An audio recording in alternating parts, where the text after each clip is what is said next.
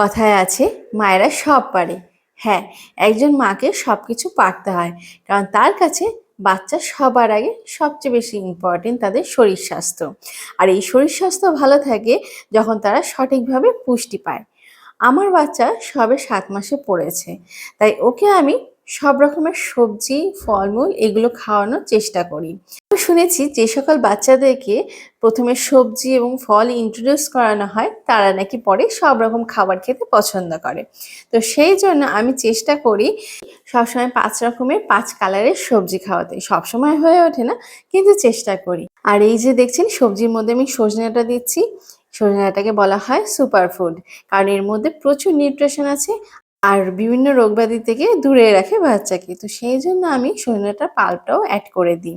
প্রক্লোশনে এবার যেহেতু ৭ মাসে পড়ে গেছে, তাই আস্তে আস্তে এবার ওর ডায়েট চার্টে ননভেজও আমাকে অ্যাড করতে হবে।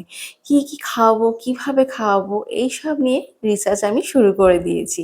সেই সব রেসিপি না হয় আপনাদের সকলের সাথে শেয়ার করব আপকামিং ভিডিওতে। আপনারা যারা সদ্য সদ্য মা হয়েছেন তাদের উদ্দেশ্যে আমি একটা কথাই বলবো, বাচ্চার ভালো থাকা কিন্তু আপনার উপর ডিপেন্ড করছে। কারণ আপনি ভালো থাকলে তবেই কিন্তু বাচ্চা ভালো থাকবে। বাচ্চার খেয়াল রাখতে রাখতে নিজেদের খেয়ালও কিন্তু রাখতে হবে। আমি সবসময় পেরে উঠি না নিজের খেয়াল রাখতে, হাঁপিয়ে যাই, কিন্তু চেষ্টা করি যে জিনিসগুলো আমার ভালো লাগে সেই জিনিসগুলো করতে। যেমন রোজ ছাদে উঠে জামা কাপড় তুলতে তুলতে এই ট্রেন দেখতাম, বেশ ভালো লাগে, সেই ছোটবেলার কথা মনে পড়ে যায়। তো যাই হোক, আপনাদের যদি আমার এই ভিডিওগুলো ভালো লাগে তাহলে অবশ্যই লাইক, কমেন্ট, শেয়ার করবেন।